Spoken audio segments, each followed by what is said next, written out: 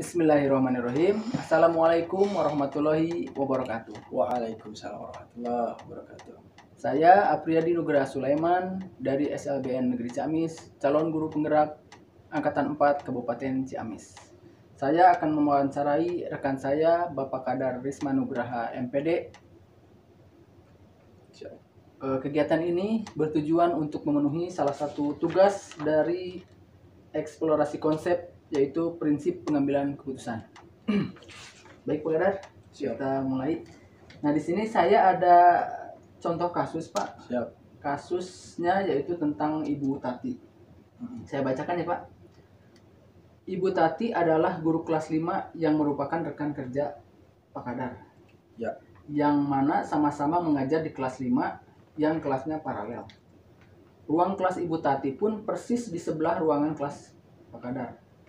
Ibu Tati terkenal sangat disiplin dan cenderung galak.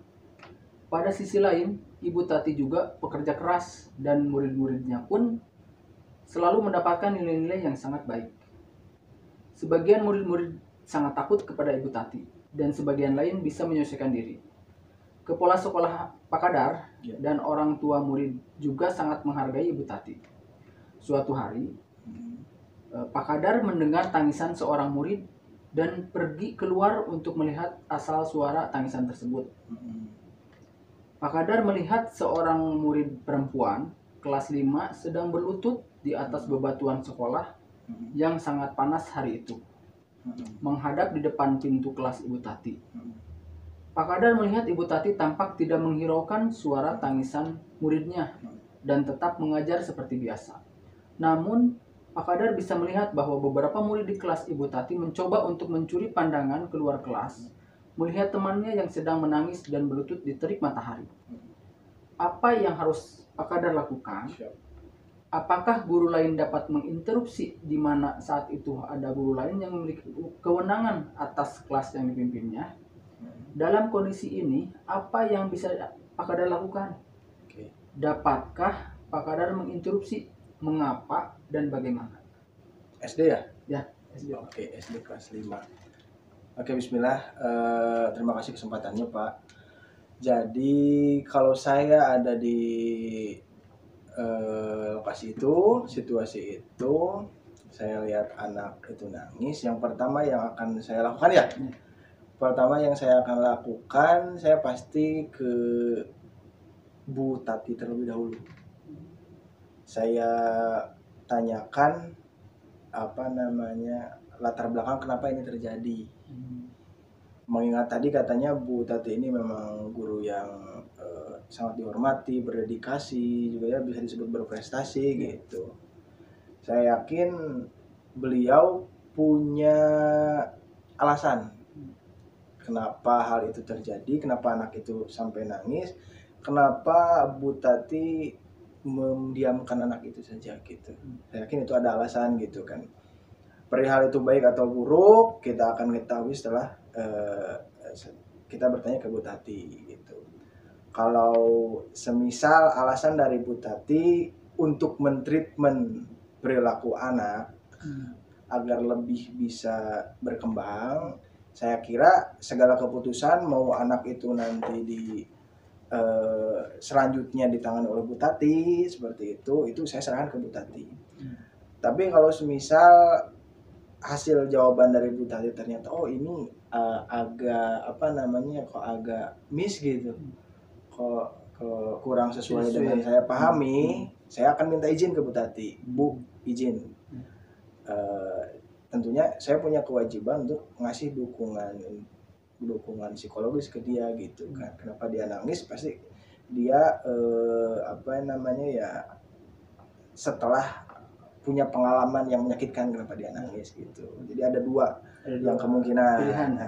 Pertama tanya ke Bu Tati, kenapa hal ini terjadi? Kalau memang jawabannya memang rasional, saya sarankan treatment ke Bu Tati.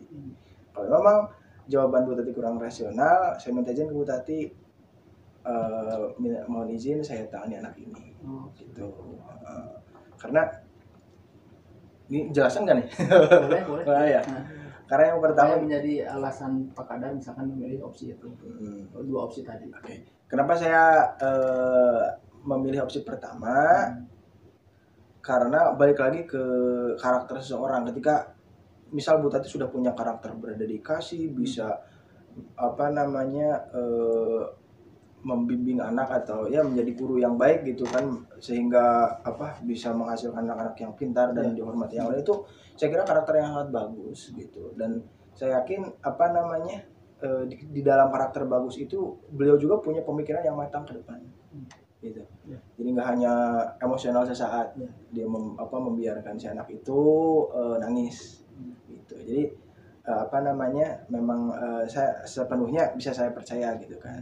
Nah itu untuk yang pertama. Yang pertama. Kalau sisi yang kedua, kalau semisal Bu Tati ini jawabannya kurang rasional. Kenapa bisa kurang rasional? Bisa jadi mungkin ya setiap manusia kan terbatas di kelelahan, di sisi emosionalnya gitu kan. Mungkin ketika keputusan Bu Tati emosional sehingga membuat anak ini menangis, tentu kita juga nggak bisa sepenuhnya nyalahkan Bu Tati gitu kan, karena beban kerjanya, mungkin karena apa namanya suasana emosionalnya gitu kan. Makanya dari situ saya minta izin ke Bu Tati gitu kan, karena emang ini sebenarnya wewenang Bu Tati. Bu minta izin, ini anak kenapa, boleh saya tangani, kalau boleh oke. Kalau enggak juga saya mau tangani kok gitu. Kenapa ya, mungkin saya juga punya pertimbangan tersendiri gitu mengambil keputusan itu. Begitu jadi.